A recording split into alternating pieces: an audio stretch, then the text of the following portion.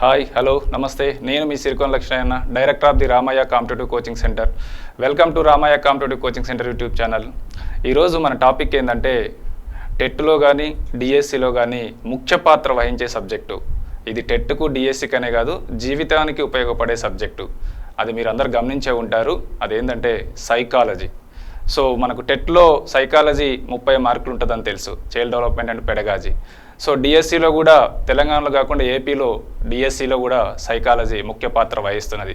Job రావడానికి deciding పార్టే psychology. ఈ సైకాలజీని education మెథడ్లో చెప్పడానికి ఈరోజు మన స్టూడియోకి స్టేట్ ఫేమ్ ఫ్యాకల్టీ మధుబాబు గారు వచ్చారు.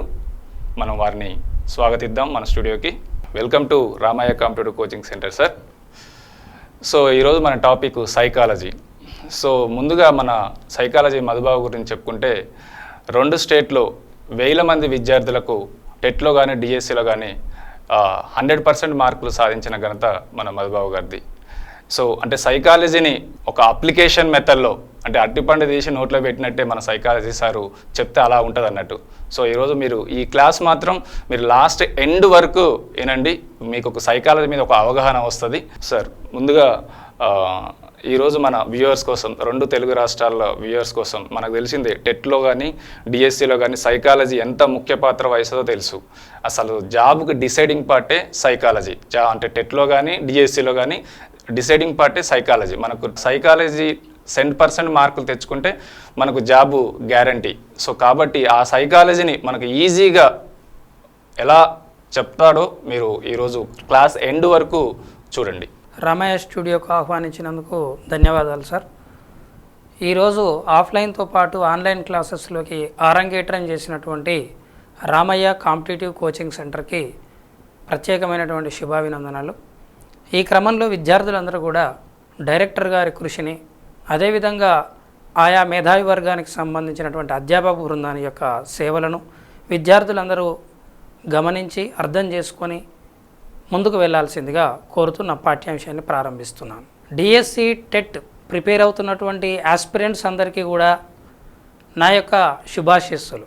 గతంలో నా పాఠ్యాంశం విన్నటువంటి పూర్వ విద్యార్థులు, అదేవిధంగా ప్రస్తుతం పాఠ్యాంశం వింటున్నటువంటి నూతన విద్యార్థులందరికీ కూడా, విద్యార్థి లోకానికి అందరికీ నేను తెలియజేస్తున్న విషయం ఏమంటే, ఈ యొక్క కాంపిటేటివ్ టెట్ అండ్ డిఎస్సికి సంబంధించినటువంటి క్లాసుల్లో సైకాలజీ యొక్క పాత్ర ఎంత విలువైనదో మీ అందరికీ తెలుసు.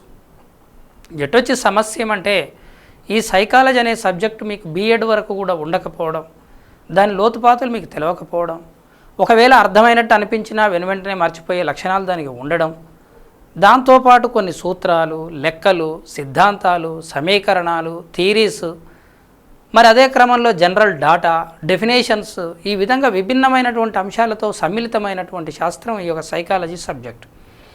సరే, అర్థం చేసుకోవడం ఏమో నార్మల్గా అర్థం చేసుకుంటామేమో, కానీ ఎగ్జామ్ పాయింట్ ఆఫ్ వ్యూకి వచ్చే వరకు అన్ని ఆప్షన్స్ 4 కూడా ఒకే రకమైనటువంటి ఆప్షన్స్గా మనకు గోచరించడం సైకాలజీలో కనిపిస్తున్నటువంటి మొట్టమొదటి కన్ఫ్యూజన్.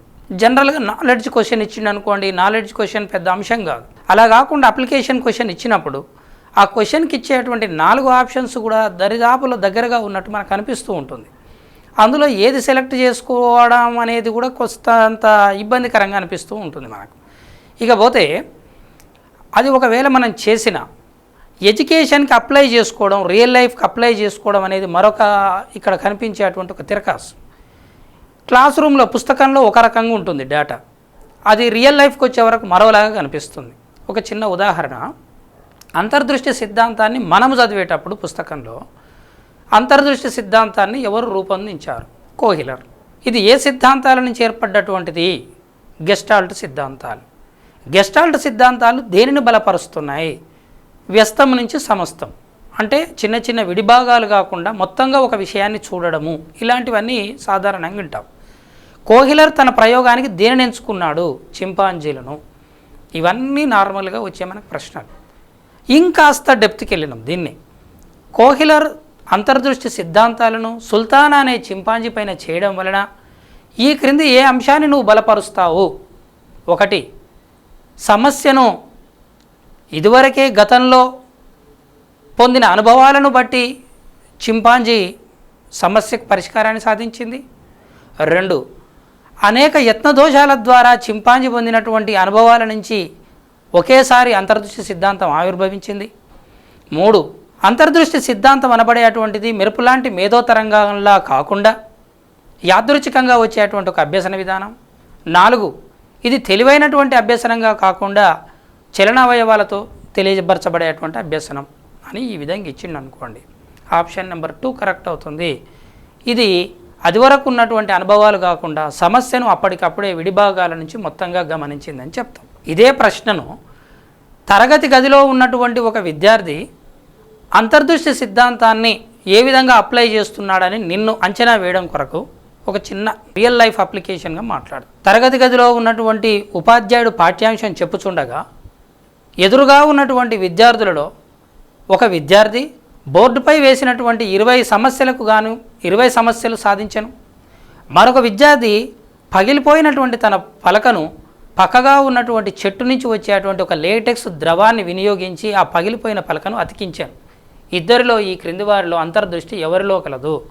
1 సమస్యలు సాధించిన విద్యార్థికి 1 మరియు 2, లేదా 1కి మాత్రమే ఉంది 2కు లేదు, 3 2కు మాత్రమే ఉంది 1కి లేదు, 4 పై ఏది కాదు. ఈ రకంగా ప్రశ్నించవచ్చు. ఇప్పుడు మనము తానా చింపాంజీ పైన కోహిలర్ చేసిన అంతర్దృష్టి సిద్ధాంతానికి తరగతి గదిలో పగిలిపోయిన పలకను అతికించిన విద్యార్థికి అసలు ఇక్కడ ఎక్కడ కూడా మనకు పొంతన కనిపించదు. ఇప్పుడు ఈ ఎగ్జాంపుల్ మీకు ఎందుకు ఇచ్చానంటే మనము చదివిన డాటా ఒకటి ఉంటుంది, వచ్చే ప్రశ్న ఒకటి ఉంటుంది. ఇది సైకాలజీలో కనిపించే అంశం. ఇప్పుడు 2 విషయాలు గమనించాలి. 1 ఆప్షన్స్ ఒకేలా ఉంటాయి. 2 క్లాస్ రూమ్లో విన్నదానికి పుస్తకంలో చూసిన దానికి ఎగ్జామ్లో వచ్చే క్వశ్చన్కి దాదాపు సారూప్యత కనిపించదు. ఇకపోతే 3వది ఏమంటే ఇది విన్నంతసేపు ఆస్వాదించినంతసేపు చాలా గొప్పగా అనిపిస్తుంది, ఆనందంగా అనిపిస్తుంది సబ్జెక్టు. ఎప్పుడైతే ఇది కథలాగుంటుంది, ఇది తీసేసిన తర్వాత ప్రశ్నలు అడిగితే అయోమయంగా ఇబ్బందికరంగా అనిపిస్తుంది. ఈ 3 లక్షణాలను మీరు దృష్టిలో పెట్టుకొని సబ్జెక్టును చదివే విధానంలోకి వెళ్ళాలి. సో చాలా రకాలైనటువంటి వీడియోలు, చాలా రకాలైనటువంటి పుస్తక సమాచారం మీ దగ్గర ఉంది. అది జగబెరిగిన సత్యం ఈ గూగుల్, యూట్యూబ్లు వచ్చిన తర్వాత. అయినా సరే సబ్జెక్టును కొత్తదనంగా ఏ విధంగా చదవాలని నేర్చుకోవడమే మనం చేయాల్సినటువంటి పనిగా మనం భావించుకుందాం. మరి నవజాత శిశువు తల్లి గర్భం నుండి బయటికి వచ్చిన తర్వాత అభివృద్ధి చెంది వివిధ దశల ద్వారా తన యొక్క జీవితాన్ని పూర్తి చేస్తున్నాడు. ఈరోజు మనం అందరం అంతే, ఒక్కొక్కరి దశ ఒకలా ఉంటుంది. ఏ దశకు ఏ లక్షణం ఉంది, ఏ దశలో ఏ మనసు ఏ విధంగా ఉంది, శారీరక లక్షణాలు ఏ విధంగా ఉన్నాయి అని వివరించుకుంటూ అధ్యయనం చేసే ముందుగా మనం ప్రయాణించాలి. దానికి గాను సైకాలజీని గురించి వివరించినటువంటి వ్యక్తి, మొత్తం సైకాలజీని గురించి వివరించిన వ్యక్తి విలియం వోంట్. చైల్డ్ సైకాలజీకి పితామహుడు స్టాన్లీ హాల్. స్టాన్లీ హాల్ రాసినటువంటి గ్రంథమే the content of child mind. The content of child mind అనే ఈ గ్రంథం 1883 మనకి ఎస్టాబ్లిష్ కావడం జరిగింది. మరి ఈ స్టాన్లీ హాల్ తన యొక్క శిశువుల యొక్క మనోవిజ్ఞాన శాస్త్రాన్ని వివరించడానికి విలియం వూంట్ చెప్పినటువంటి తన సిద్ధాంతాలను వినియోగించడం జరిగింది. సో దానిని మనం ప్రశ్నిస్తే ఈ క్రింది వానిలో సరైన వ్యాఖ్య: 1 మనోవిజ్ఞాన శాస్త్రానికి పునాదులు వేసింది వూంట్, శిశు మనోవిజ్ఞాన శాస్త్రానికి పునాదులు వేసింది Stanley hall. Option number 1. Number 2 Stanley hall చేసినటువంటి ప్రయోగాలన్నీ విలియం వూంట్ చేసినటువంటి ప్రయోగాలు సారూప్యత కలిగినవి మరియు అన్వయించబడినవి. ఆప్షన్ నెంబర్ 3 శిశు మనోవిజ్ఞాన శాస్త్రానికి పితామహుడు స్టాన్లీ హాల్ కాగా సైకాలజీకి పితామహుడు విలియం వోంట్. 4 పైవన్నీ సరైనవే అన్నాడు అనుకోండి. ఆన్సర్ 4 పైవన్నీ సరైనవే. మానవ యొక్క వివిధ దశలను గురించి, ఆ దశలను బట్టి మనసును గురించి వివరించడానికి కృషి చేసినటువంటి వ్యక్తి ఎలిజబెత్ హార్లాక్. ఎలిజబెత్ హార్లాక్ ఈ యొక్క డెవలప్మెంటల్ సైకాలజీ అనేటువంటి గ్రంథాన్ని రాశారు. వారు రాసినటువంటి డెవలప్మెంటల్ సైకాలజీ అనే గ్రంథంలో వివిధ దశలలో శిశువు ఏ విధంగా అభివృద్ధి చెందుతున్నాడు, వారితో పాటు వారి ఆలోచనలు, అభిరుచులు, అలవాట్లు, మనసు ఏ విధంగా పరిపక్వం చెందుతుంది అనే విషయాన్ని వారు చాలా చక్కగా వివరించడం జరిగింది. సో రేపు ఎగ్జామ్లో ఈ క్రింది వారిలో డెవలప్మెంట్ సైకాలజీకి who is the father of developmental psychology, again I'm repeating, who is the father of developmental psychology అని క్వశ్చన్ అడిగితే ఎలిజబెత్ హార్లాక్ అని మీరు ఆన్సర్ ఇవ్వవలసి ఉంటుంది. ఆ విధంగా కాకుండా ఈ క్రింది వారిలో డెవలప్మెంటల్ సైకాలజిస్ట్ కానిదెవరు? 1 ఎలిజబెత్ హార్లాక్, 2 జీన్ పియాజే, 3 హెర్మన్ రోషాక్, 4 స్టాన్లీ హాల్ అని ఇచ్చిండు అనుకోండి. ఆన్సర్ వచ్చి హెర్మన్ రోషాక్. హెర్మన్ రోషాక్ అనబడేటువంటి వ్యక్తి క్లినికల్ సైకాలజిస్టే తప్ప డెవలప్మెంట్ సైకాలజిస్ట్ కాదు. మరి డెవలప్మెంటల్ సైకాలజీకి పునాదులు వేసింది ఎలిజబెత్ ఆర్లాక్. మరి అదేవిధంగా తీసుకున్నట్లయితే జీన్ పియాజే కూడా డెవలప్మెంటల్ సైకాలజిస్ట్. అసలు ఈ డెవలప్మెంటల్ సైకాలజిస్ట్ అంటే ఎవరు అంటే, కాలంతో పాటుగా మనసు అనేది ఏ విధంగా వృద్ధి చెందుతుంది, తల్లి గర్భంలో ఉన్నప్పుడు శిశువు ఏ విధంగా అభివృద్ధి చెందుతుంది, జన్మించిన తర్వాత పరిసరాలు అనువంశికత ప్రభావం వాళ్ళ మీద ఏ విధంగా ఉంటుంది అని వివరించినటువంటి వాళ్ళుగా మనం తెలియజేస్తూ ఉంటాం. ఆ క్రమంలో స్టాన్లీ హాల్, జీన్ పియాజే, ఎలిజబెత్ ఆర్లాక్ను మనం డెవలప్మెంటల్ సైకాలజిస్ట్ అంటాం. ఇప్పుడు నేను లాస్ట్కు మాట్లాడినటువంటి క్వశ్చన్ ఏది ఉందో ఆ రకమైనటువంటి ప్రశ్నలు రావడం జరుగుతుంది. సాధారణంగా డెవలప్మెంటల్ సైకాలజీకి పితామహుడు ఎవరు అంటే ఎలిజబెత్ ఆర్లాక్ అని మనం చెప్తాం. వారు రాసిన గ్రంథమే చక్కగా బోర్డు మీద చూడండి, developmental psychology. Okay dear students, education psychology అనబడేటువంటి ఈ టాపిక్ ఏదైతే ఉందో దీన్ని మనం ఒక బ్రాంచ్గా భావించాలి. బ్రాంచ్ అంటే కొమ్మ. దేనికి బ్రాంచ్? సైకాలజీకి బ్రాంచ్.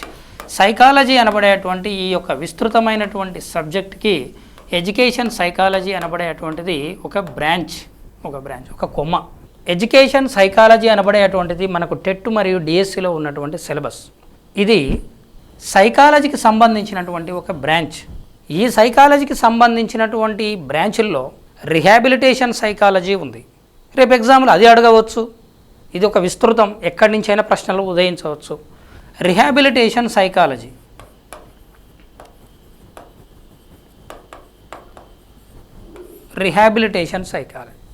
దీనిని తెలుగులో మనం పునరావాస మనోవిజ్ఞాన శాస్త్రం అంటాం. కొటారి కమిషన్ ఒక అద్భుతమైనటువంటి మాట చెప్పింది.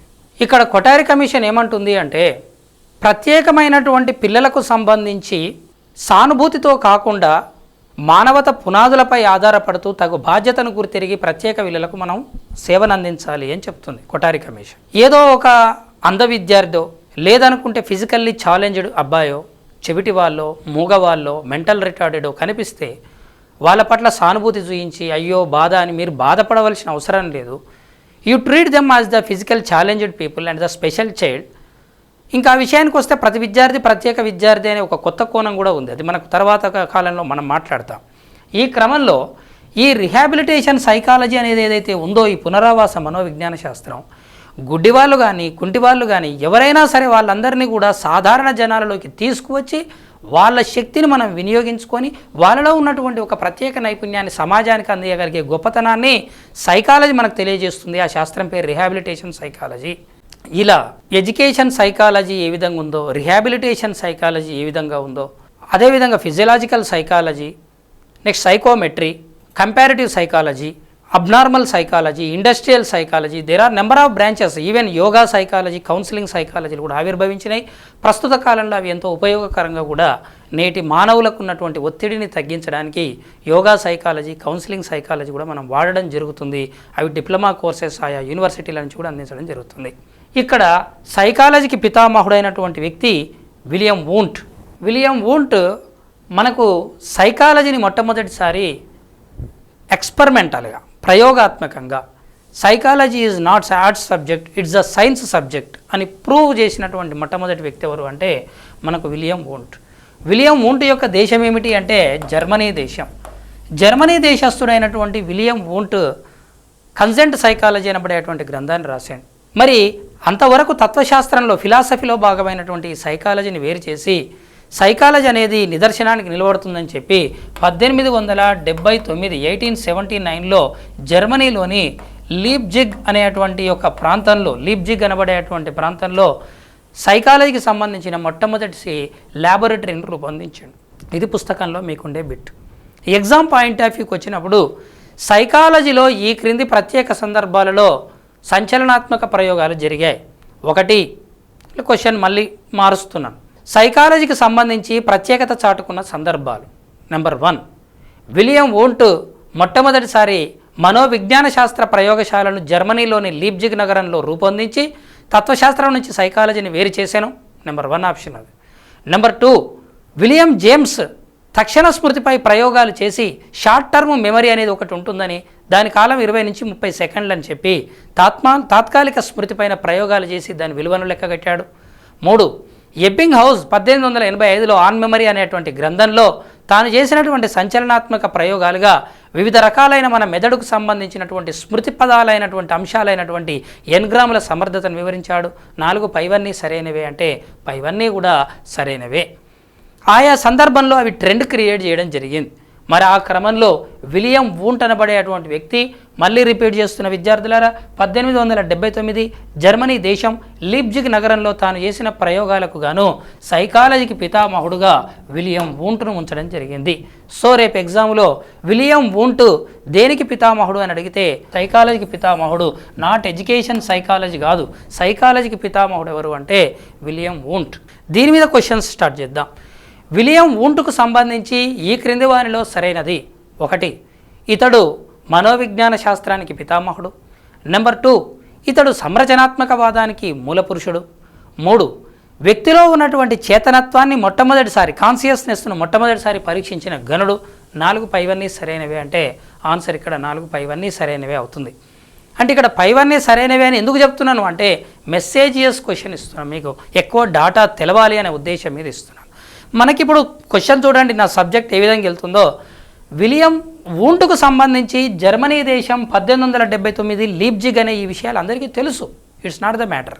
కానీ దానిని మరొక రకంగా తీసుకొచ్చి విలియం వూంట్కు ఎన్ని అంశాలతో సంబంధం ఉందని మీకు తెలపడం కొరకు: 1, సంరచనాత్మకవాదానికి మూలపురుషుడు అతనే.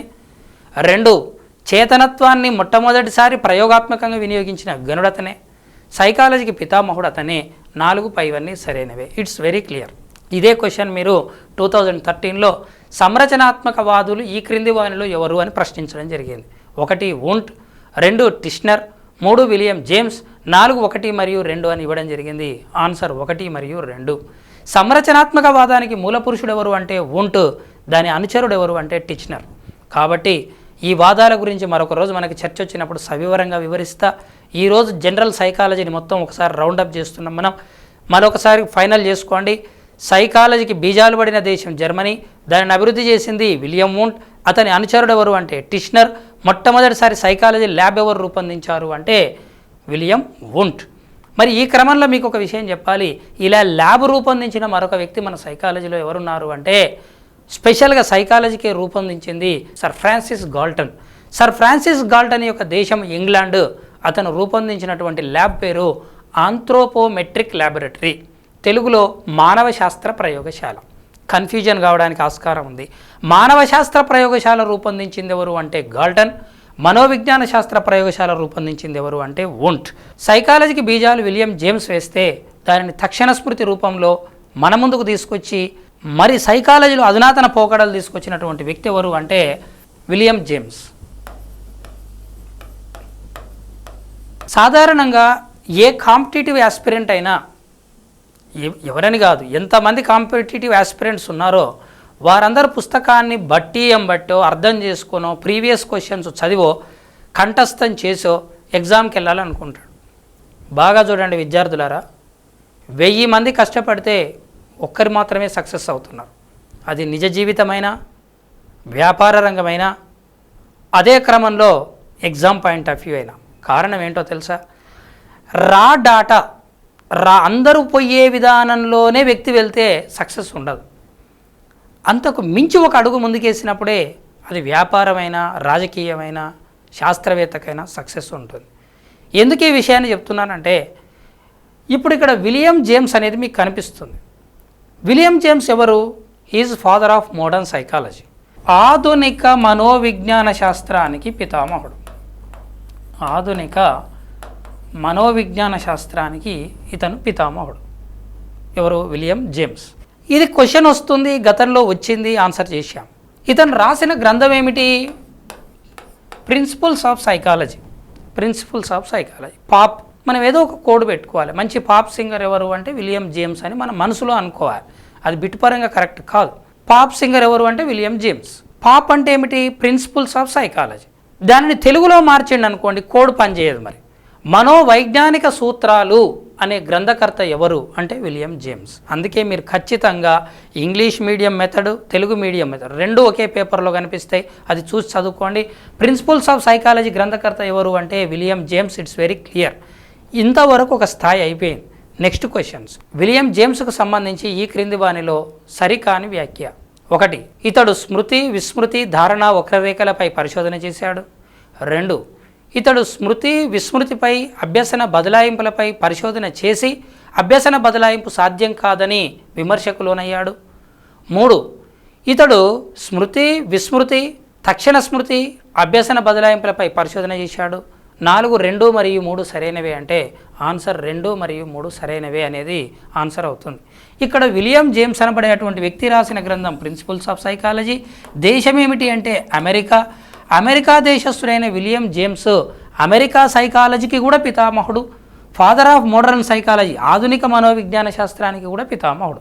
ఇప్పుడు విలియం జేమ్స్కు సంబంధించి మాట్లాడితే ఇతడు స్మృతిలోకి సంబంధించి STM షార్ట్ టర్మ్ మెమరీపై పరిశోధన చేసిండు. దీని విలువ 20 నుంచి 30 సెకండ్లు మాత్రమే అని చెప్పాడు. ఒక చిన్న బోర్డు పైన నేను ఒక నెంబర్ రాశానండి. ఆ number 9716542. Okay, it's very clear. 243126. 243126. ఇప్పుడు నేను రెండోసారి రాసిన నెంబర్ ఎంత? మీరు యూట్యూబ్ చూస్తున్నారు కదా, వీడియో చూస్తున్న వాళ్ళు మరొకసారి మెమరైజ్ చేయండి. 243126. ఓకే, 984721. నెక్స్ట్ వచ్చేసి 142643. ఇప్పుడు వచ్చేసి ఇంతకుముందు మెమరైజ్ చేసిన నెంబర్ చెప్పండి. పోయింది. ఎందుకు? జస్ట్ ఇది మీకు ప్రాక్టికల్గా చెప్పడం కొరకు నేను ఈ ప్రయోగం చేసినాను. 6 నెంబర్లు రాసిన నెంబరు ప్రతిసారి ఈ మాస్టర్ మమ్మల్ని ఏదో అడుగుతాడన్న ఉద్దేశం మీద ప్రతిదాన్ని గుర్తుంచుకోవడానికి మీరు ప్రయత్నం చేశారు. అందులో ఒక నెంబర్ని నేను స్పెసిఫై చేసినాను. ఆ నెంబర్ ఏదో నాకు కూడా మర్చిపోయినా, నాకు కూడా గుర్తులేదు. ఇప్పుడు ఆ నెంబర్ను మళ్ళీ రీక్యాలిక్యులేట్ చేద్దామంటే అది గుర్తు ఉండట్లేదు. ఎందుకు గుర్తులేదు అంటే దాన్ని మనం రెసిటేట్ చేయలేదు. రెసిటేట్ అనే ఇంగ్లీష్ పదానికి అర్థమైంది. రెసిటేట్ అంటే ఒల్లెవేయడం.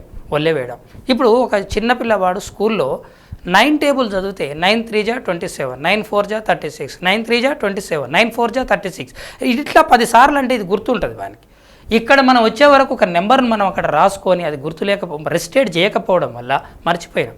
దీనిని బట్టి మన మెదడులో ఉన్న ఒక విషయాన్ని రెసిటేట్ పునశ్చరణ చేయకుండా వదిలేస్తే 20 నుంచి 30 సెకండ్లలో అది మన మెదడు నుంచి వెళ్ళిపోతుంది, ఉండదు.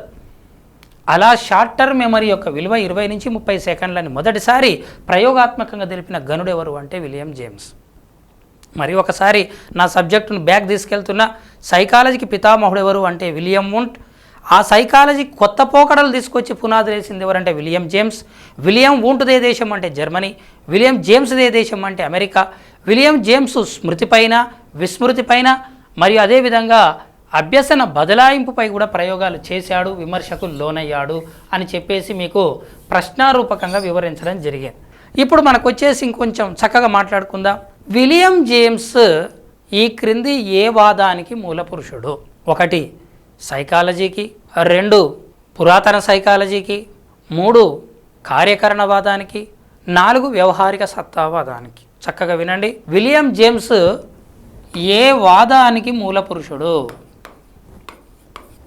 ఏ వాదానికి మూల పురుషుడు?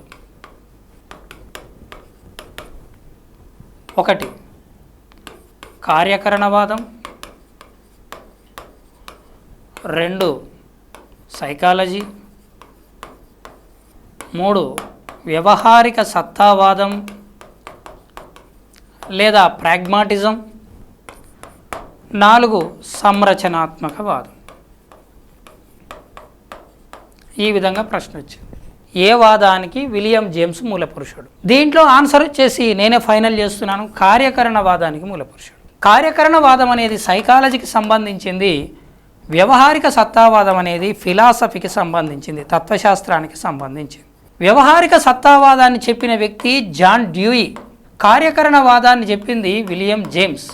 జాన్ డ్యూయే చెప్పినటువంటి వ్యవహారిక సత్తావాదం నుంచి జేమ్స్ చెప్పినటువంటి కార్యకరణవాదం వచ్చింది. తత్వశాస్త్రములో చెప్పబడిన వ్యవహారిక సత్తావాదం అనేది సైకాలజీలో ఉన్నటువంటి కార్యకరణవాదానికి బీజాలు వేసి, వ్యవహారిక సత్తావాదాన్ని మనం ఇంగ్లీష్లో ఏమంటాము అంటే ప్రాగ్మాటిజం అంటాం. ప్రాగ్మా అనబడేది ఏ భాషా పదము అంటే గ్రీకు భాషా పదం. ప్రాగ్మా అంటే అర్థం ఏమిటి అనంటే వర్తమానము లేదా యుటిలిటీ, ఉపయోగం, ప్రజెన్స్ అంటాం. ప్రస్తుతం అంటాం. ఇప్పుడు మాట్లాడండి సార్ అంటే వ్యవహారిక సత్తావాదం అనబడేటువంటిది ఇది 2012 టెట్ పెట్టండి. ఇప్పుడు ఈ ఎగ్జాంపుల్ ఎందుకు తీసుకోవాల్సి వస్తుందంటే సిలబస్ దాటి ప్రయాణిస్తుంది ఒక్కొక్కసారి వ్యవస్థ. ఈ సిలబస్లో నీకు ఎక్కడ కనిపించదు ఇదంతా. మరి ప్రాగ్మా అనే గ్రీకు పదానికి అర్థం ఏమిటి అంటే వర్తమానం, ఉపయోగం అని అర్థం. మరి ఫిలాసఫీలో ఎవరైతే కాలాన్ని సద్వినియోగం చేసుకుంటున్నారో వాళ్ళే నిజమైనటువంటి తత్వజ్ఞానులు అని చెప్పేసి వచ్చిన వాదం వ్యవహారిక సత్తావాదం. దానికి బీజాలు వేసింది జాన్ డ్యూయి. ఈరోజు చూడండి, మీరు లాక్డౌన్ విధించారు, కరోనా, ఇంటి నుంచి ఎవరు బయటికి రావద్దని చెప్పారు. ఇది ఒకటి, భోజన ప్రియులకు ఆనందం, ఇంట్లో నుంచి బయటికి రాకుండా. రెండో వ్యక్తి, సోమరులకు ఇంత మించినటువంటి అదృష్టం లేదు, సో ఇదొకటి. మూడో వ్యక్తి, ఎవరితో కలవకుండా ఒంటరిగా ఉన్న వ్యక్తులు, ఇంతకు మించిన గనులు ఎవరు లేరన్న వాళ్ళకి ఇది మంచిగా ఉంది. కానీ ఉత్సాహపరులు బయటికి వెళ్ళి ఎక్కడో క్యారియర్ బ్యాగులో కూరగాయలతో పాటు కరోనాను కూడా తీసుకొని వస్తున్నారు. మరి ఇప్పుడు ఇది కొన్ని సందర్భాలలో కాలం కొన్ని నిర్ణయిస్తుంది. మరి ఇలాంటి లాక్డౌన్ పీరియడ్లో కూడా వ్యక్తి సృజనాత్మకంగా ఆలోచించి ఉన్న ప్రాంతంలోనే కరోనా వ్యాప్తి చేయకుండా ఉన్న ప్రాంతంలోనే క్రియేటివ్ నేచర్ తోటి అద్భుతాలు సృష్టించవచ్చు. కానీ మనం ఇప్పుడు ఏది చేయవద్దు అని నరేంద్ర మోడీ గారో కేసీఆర్ గారో చెప్తే ఏది చేయొద్దు కాబట్టి పుస్తకం కూడా చదవద్దని చెప్పి మన వాళ్ళు కేవలం టీవీ న్యూస్ కతకపోయే మహానుభావులు చాలామంది ఉంటారు. వారందరికీ కరోనా నమస్కారం కెమెరాపూర్వకంగా. మరి విద్యార్థులారా, ఇక్కడ ఇచ్చినటువంటి ఈ ప్రజెన్స్, ఇప్పుడు అసందర్భంగా మాట్లాడట్లే నేను, ఇదంతా వ్యవహారిక సత్తావాదము అంటేనే ప్రజెన్స్, కాలాన్ని వినియోగించుకోవడం. ఎవరు ఆ కాలాన్ని వినియోగించుకుంటారని చెప్పింది జాన్ డ్యూయి అయితే, సైకాలజీ నుంచి దీన్ని సైకాలజీలోకి తెచ్చింది విలియం జేమ్స్. ఇప్పుడు క్వశ్చన్ స్టార్ట్ చేస్తున్నాను. విలియం జేమ్స్కు సంబంధించి ఈ క్రింది వానిలో సరైనది: ఒకటి, ఇతడు మనోవిజ్ఞాన శాస్త్రంలోని కార్యకరణవాదానికి మూలపురుషుడు. 2, ఇతడు స్మృతి, విస్మృతి, అభ్యసన బదలాయింపులపై ప్రయోగాలు చేశాడు.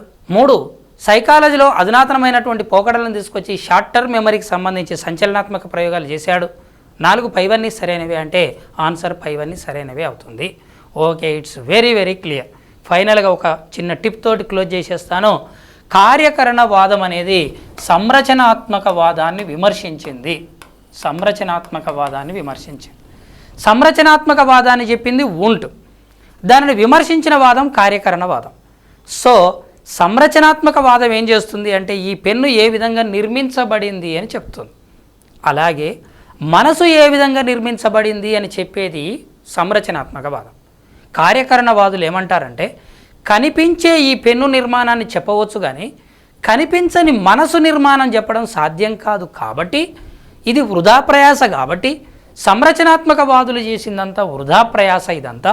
కాబట్టి మనసు విధులు తెలుసుకోవడమే కార్యకరణవాదం అని చెప్పి సంరచనాత్మక వాదాన్ని విమర్శించిన వారు కార్యకరణవాదులు అంటే విలియం జేమ్స్. ఇప్పుడు ప్రశ్న ఏమొస్తుందంటే, ఇంతగా చదువుతాం మనం, ప్రశ్న ఏమొస్తుందంటే వూంట్ సిద్ధాంతాన్ని విమర్శించినది ఎవరు, వూంట్కు విమర్శకుడు ఎవరు? ఇది క్వశ్చన్. ఈ విధంగా వస్తుంది. ఇది నీకు పుస్తకంలో ఎక్కడ కూడా కనిపించదు. వూంట్కు విమర్శకుడు ఎవరున్నారు అని మనం అనుకుంటాం. వూంట్కు విమర్శకుడు అంటే గ్రామ సర్పంచో నేనో మీరో కాదు.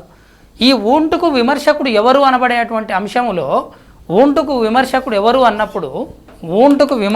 ఎవరు అన్నప్పుడు 1 జేమ్స్ అంటే విలియం జేమ్స్, 2 టిచ్నర్, 3 ఫ్రాయిడ్, 4 గాల్టన్ అని ఈ విధంగా ఇస్తాడు.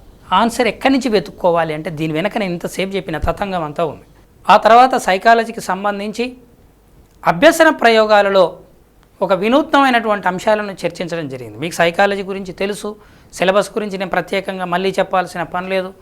అందులో అభ్యసనం అనబడేది కూడా ఒక కీలకమైన పాత్ర పోషిస్తుంది. అసలు అభ్యసనం అంటే ఏమిటి? ఇప్పుడు నేను క్లాస్ చెప్తున్నాను, మీకు ఆఫ్లైన్లో క్లాసులు చెప్పబడిన నేను ఆన్లైన్లో క్లాసులు చెప్పడం అనేటువంటి ఒక నైపుణ్యాన్ని కూడా నేను నేర్చుకున్నాను. ఇది ఒక అభ్యసనం. ఈ అభ్యసనంలో ఎన్ని రకాల అభ్యసనాలు ఉంటాయి అనేది మన చర్చ. చలన అభ్యసనం ఉంటుంది, శాబ్దిక అభ్యసనం ఉంటుంది, విచక్షణ అభ్యసనం, ఈ విధంగా చాలా ఉంటాయి. అందులో చలన అభ్యసనం గురించి వివరించినటువంటి వ్యక్తి ఎవరు అంటే EL Thorndike, Edward Louis Thorndike. ఇతన్ని మనము ఫాదర్ ఆఫ్ యానిమల్ సైకాలజీ అంటాం. జంతు మనోవిజ్ఞాన శాస్త్రానికి పితామహుడు. ఎంత గమ్మత్తైన వ్యక్తి అంటే జంతువులకు కూడా ఇంటెలిజెన్స్ ఉంటుందని చెప్పి యానిమల్ ఇంటెలిజెన్స్ అనే గ్రంథాన్ని రాశాడు.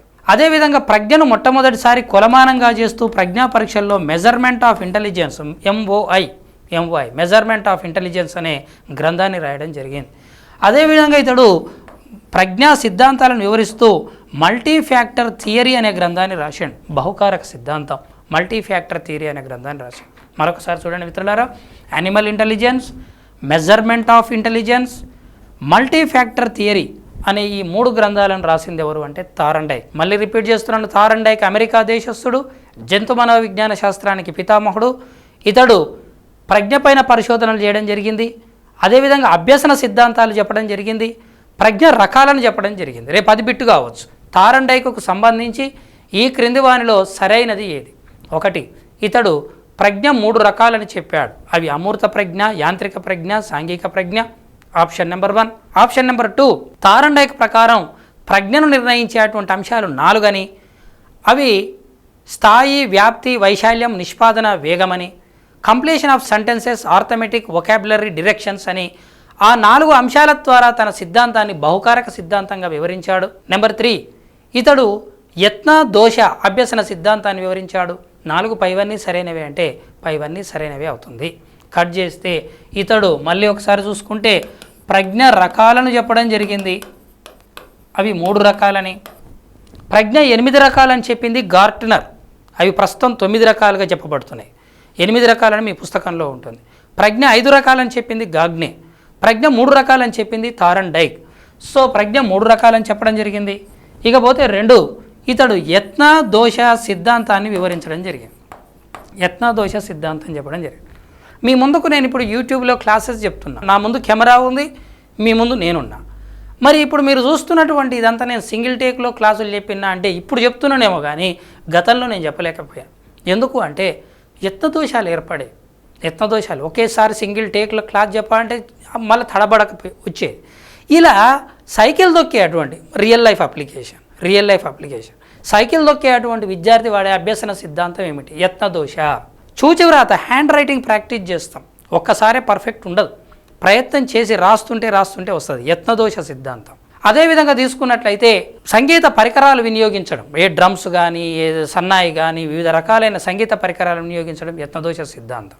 ఇలా చేతివ్రాత, సంగీత పరికరాల వినియోగం ఇవన్నీ కూడా మనకు ఎక్కడి నుంచి వచ్చాయి అని అంటే చలనాభ్యసనం నుంచి వచ్చాయి. వివరించింది ఎవరు అంటే థారండైక్. థారండైక్ రాసిన గ్రంథాలను గురించి మాట్లాడాం, థారండైక్ చెప్పినటువంటి సిద్ధాంతాలను గురించి మాట్లాడాం. అందులో బాగా పాపులర్ అయ్యింది, ఫెయిల్ కూడా అయ్యింది, మొదట ప్రఖ్యాతిగాంచింది, తర్వాత అందులో దోషాలు ఉన్నాయని తెలిపింది, అది యత్నదోష సిద్ధాంతం. ఇప్పుడు మీరు చూస్తున్నటువంటిది యత్నదోష సిద్ధాంతం. ఈ యత్నదోష సిద్ధాంతంలో ఇది ఫజిల్ పేటిక. ఈ ఫజిల్ పేటికలో పిల్లిని వినియోగించండి. ఈ పిల్లిని బోనులోకి పంపించేసి బయట మీటను అమర్చి ఆ తర్వాత బయట మాంసం ముక్కను ఉంచాడు. ఈ మాంసం ముక్కను అందుకోవడం కొరకు బోనులో ఉన్న పిల్లి బయటికి రావాలి. బోనులో ఉన్న పిల్లి బయటికి రావడం కొరకు ఇది అడ్డంకిగా మారింది. దీని మీద మీకు ప్రశ్నలు అడుగుతాడు. ఇందులో పిల్లిలో జరిగిన అభ్యసనం ఏమిటి అంటాడు, చలన అభ్యసనం. పిల్లికి అవరోధం ఏమిటి అంటాడు, మీట అవరోధం. ఈ జరిగిన అభ్యసనంలో అదేం గుర్తించింది అంటాడు, మీట ఉనికిని గుర్తించింది.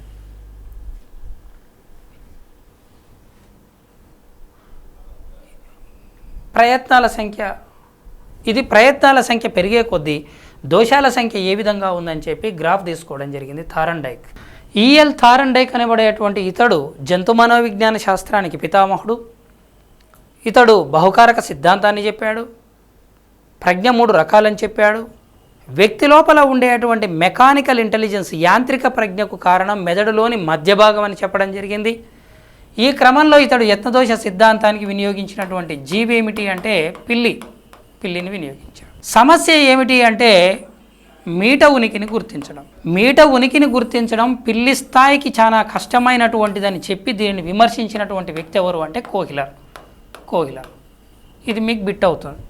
సమస్య యాదృచ్ఛికంగా జరిగిందే తప్ప ఇది తెలివితో చేసింది కాదని, యాదృచ్ఛికంగా జరిగిందని, అందువల్ల ఇది యాదృచ్ఛిక అభ్యసనం అవుతుంది తప్ప ఇది మెదడు వినియోగించలేదని చెప్తుంది.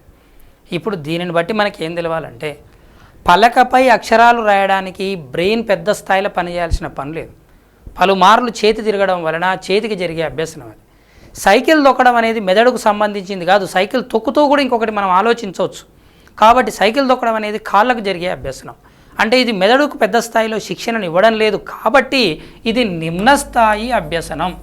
నిమ్న స్థాయి అభ్యసనం. ఎగ్జామ్లో మీకు బిట్టు ఎత్తదోషం అని ఇవ్వకుండా నిమ్న స్థాయి అభ్యసన సిద్ధాంతాన్ని వివరించింది ఎవరు అని రేపు ఎగ్జామ్లో అడిగితే ఈఎల్ థారండైక్ అని మీరు ఆన్సర్ చేయాల్సి వస్తుంది. మరి థారండైక్ను విమర్శించింది ఎవరు అంటే కోహిలర్ అని మీరు చెప్పాల్సి వస్తుంది. మరి కోహిలర్ చెప్పిన సిద్ధాంతం ఏమిటి అంటే అంతర్దృష్టి సిద్ధాంతం. దీనినే మనము లెర్నింగ్ బై ఇన్సైట్ అనే పేరుతో పిలుస్తాం.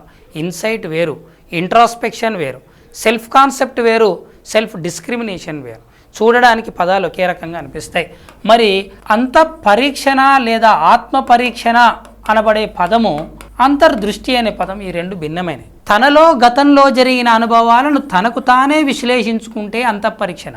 ఇంతవరకు భూమి మీద పరిష్కారమే అంతవరకు లేనటువంటి ఒక పరిష్కారాన్ని అప్పటికప్పుడు కనిపెట్టగలిగితే అదేమిటి అంటే అంతర్దృష్టి. అంతర్దృష్టి ఆత్మపరీక్షణ అనబడేటువంటి విషయమేమో, ఒక వ్యక్తి ఫెయిల్ అయిన విద్యార్థి ఉన్నాడు. తనలో తానే ఆలోచించుకుంటూ ఏ విధంగా ఫెయిల్ అయినా, తన ఫెయిల్యూర్ కారణాలేంది, తనకు బాధలేంది, తనకు సమస్యలేందని తానే విశ్లేషించుకుంటే అది అంతఃపరీక్ష. బట్ వేరేజ్ తన సమస్యకు పరిష్కారం ఏమవుతుంది, సమస్యల్లో ఉన్న పరిష్కారం ఏందని చెప్పి విశ్లేషించి ఒక పర్ఫెక్ట్ ఒక పరిష్కారాన్ని దొరికించుకొని ఆ సమస్యను సాల్వ్ చేస్తే అది అంతర్దృష్టి అంటాం. అంతఃపరీక్షణ గురించి చెప్పింది సెయింట్ అగస్టిన్, ఇటలీ దేశస్థుడైన సెయింట్ అగస్టిన్ అయితే అంతర్దృష్టి గురించి చెప్పినటువంటి వ్యక్తి ఎవరు అంటే ఉల్ఫ్గాంగ్ కోహిలర్. ఉల్ఫ్గాంగ్ కోహిలర్. దీని కొరకు ఇతను ఏం చేశాడంటే చింపాంజీలన్నింటినీ ఒక గదిలో వదిలేసాడు, పైన అరటి పళ్ళను కట్టాడు. ఎన్ని ప్రయత్నాలు చేసినా కూడా అరటి పళ్ళు అందనటువంటి ఈ చింపాంజీలు అక్కడ దూరంగా పడి ఉన్నటువంటి 2 డబ్బాలను ఒకదానిపై ఒకటి పెట్టి దానిపై నిలబడి విరిగిపోయిన కర్ర ముక్కలను ఒక్కటి చేసి అరటి పళ్ళను కొట్టి తినడం జరిగింది. అరటి పళ్ళను తినడం కొరకు విడివిడిగా ఉన్నటువంటి డబ్బాలను ఒకటిగా చేసేది. అంటే ఒక్కటి అనబడేటువంటి పదం, మొత్తంగా చూడడం అనబడేటువంటి పదం ఇంపార్టెంట్ అయినటువంటిది అంతర్దృష్టి అనే సిద్ధాంతానికి. అరటి పళ్ళను పైన ఉంచితే మరి అదేవిధంగా చింపాంజీలు అనేవి ఏవైతే ఉన్నాయో అవి డబ్బాను ఒకదానిపై ఒకటి ఉంచి ఈ క్రమంలో ఒక కర్ర ముక్కలోకి మరొక కర్ర ముక్కను జోడించి ముందే కట్టి ఆ కర్ర ముక్కలతో అరటిపళ్ళను కొడితే ఆ అరటిపళ్ళు అనేవి ఏవైతే ఉన్నాయో ఒక్కొక్కటిగా కింద పడడం జరిగింది. ఈ విధంగా పైన ఇవ్వబడినటువంటి ఏవైతే అరటిపళ్ళను ఈ చింపాంజీలు ఏ విధంగా పొందాలనే తాపత్రయంతో సక్సెస్ కావడం జరిగింది. ఈ క్రమంలో అరటిపళ్ళను ఏ విధంగా తినాలనే పరిష్కారంలో చింపాంజీలు సక్సెస్ అయ్యాయి. మరి ఇక్కడ యత్నదోష సిద్ధాంతాన్ని తెలియజేసినటువంటి అతి చిన్న సమస్య అయినటువంటి ఒక ఫజిల్ పేటిక నుంచి పిల్లి బయటికి రావడం అనేది చలనాభ్యసనం అయితే, అరటి పళ్ళను కొట్టి తినడం అనేది ఉన్నత స్థాయి అభ్యసనంగా తెలియజేస్తూ, ఇది తెలియజేసినటువంటి వ్యక్తి కోహిలర్ గారు అయితే, ఇది తెలియజేసినటువంటి వ్యక్తి థారండైక్. క్వశ్చన్ మీకు వస్తుంది, ఫజిల్ పేటిక పైన పిల్లిపై ప్రయోగాలు చేసినటువంటి వ్యక్తి థారండైక్, చింపాంజీ అరటి పళ్ళను కొట్టి ఆహారం తీసుకోవడం అనేది సమస్యకు పరిష్కారం, కోహిలర్ గారు చేసింది ఏమో అంతర్దృష్టి, థారండైక్ చేసినటువంటిదేమో చలనాభ్యసనమైన యత్నదోష సిద్ధాంతం.